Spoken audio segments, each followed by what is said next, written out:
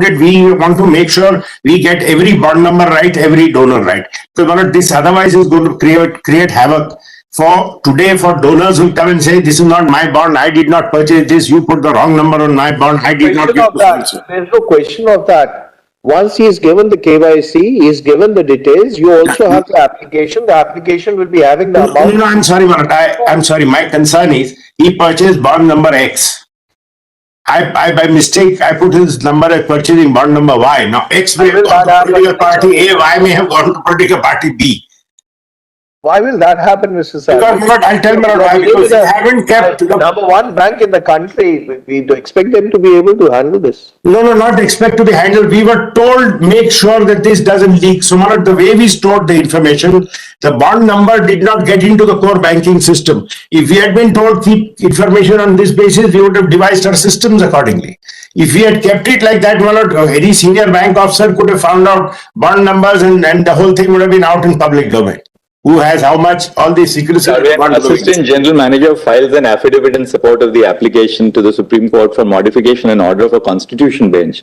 It's a very serious matter when you ask for modification of an order. I accept that one. I accept that. I accept that. General Manager files an affidavit and tells us that, look, I'm finding it difficult. The information is maintained in two silos. No, he has filed the affidavit because he's the man in the spot. He's the person who has to do this job. He's the level at which the accounts are kept. We said you must have the person who knows what he's talking about. So, give us a little time, we'll do it. Ask for time. May I say one thing, if your lordship turns to your lordship's operative order, there's one way which we may be able to resolve this.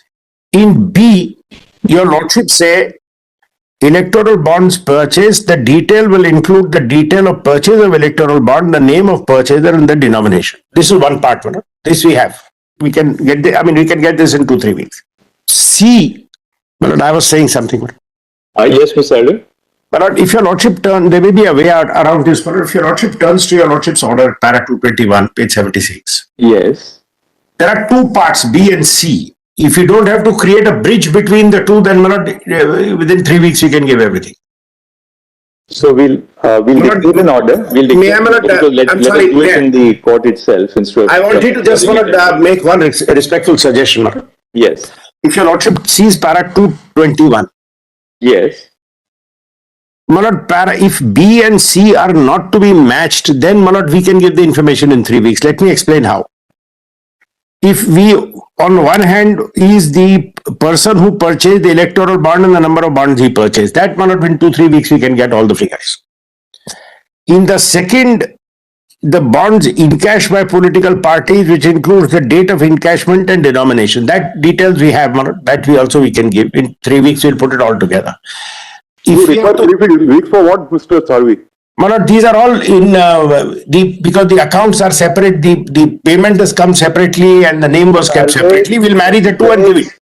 The political parties have already given the details of the encashments made by them. Correct, so that in any case is there. Yes. As far as B is concerned, we can give it. Details also are already available with you. I'm sorry, You're working on with regard to the purchasers, the donors and the details of amount they have purchased. These details are already available.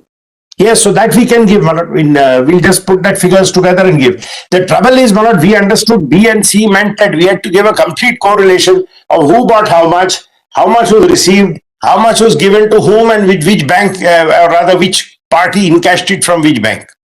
That bridge was creating that difficulty. If you don't have to give that matching. Right, what we'll do is we'll dictate an order. Yes. Before your lordship dictate. After we dictate it, if there's something which remains, you can tell us.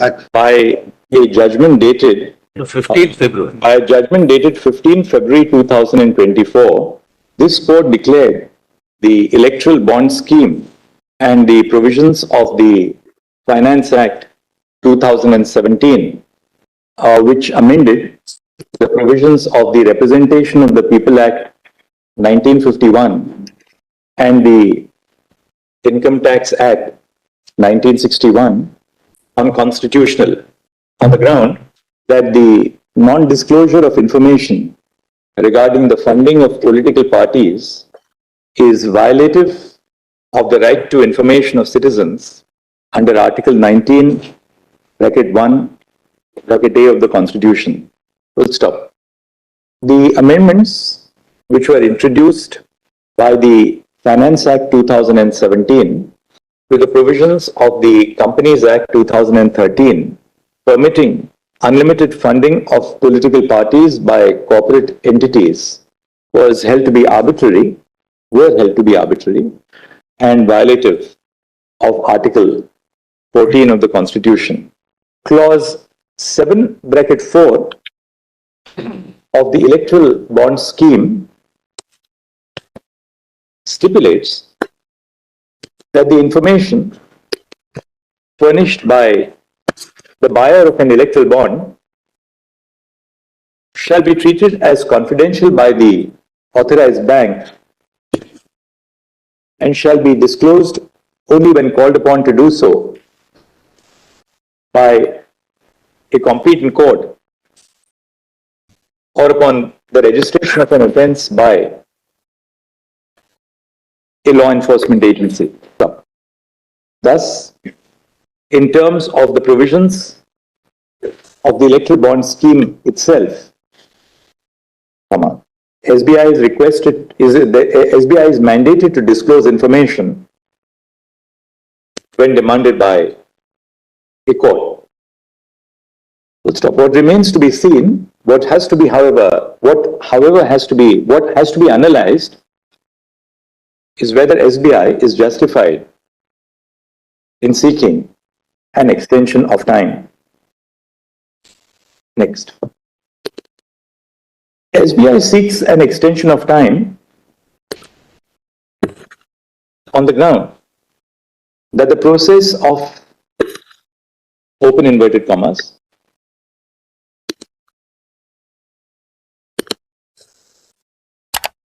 decoding the electoral bonds and matching the donor to the donations into inverted commas complete is a complex and time-consuming exercise. Full stop. To substantiate this argument, SBI has a word that next line A, information is not available in a digital format. Yeah, the line kar dijiye. Clause 7.1.2 of the standard operating procedure regarding the sale and redemption of electoral bonds stipulates that, into inverted commas, no details of bond purchaser, including KYC and other details, will be entered in the core banking system, into inverted commas complete. Thus, the details of the purchases of bonds are not available centrally. Semicolon. B, the donor details and recipient details are available in two separate silos. ये underline कर लीजिए, colon.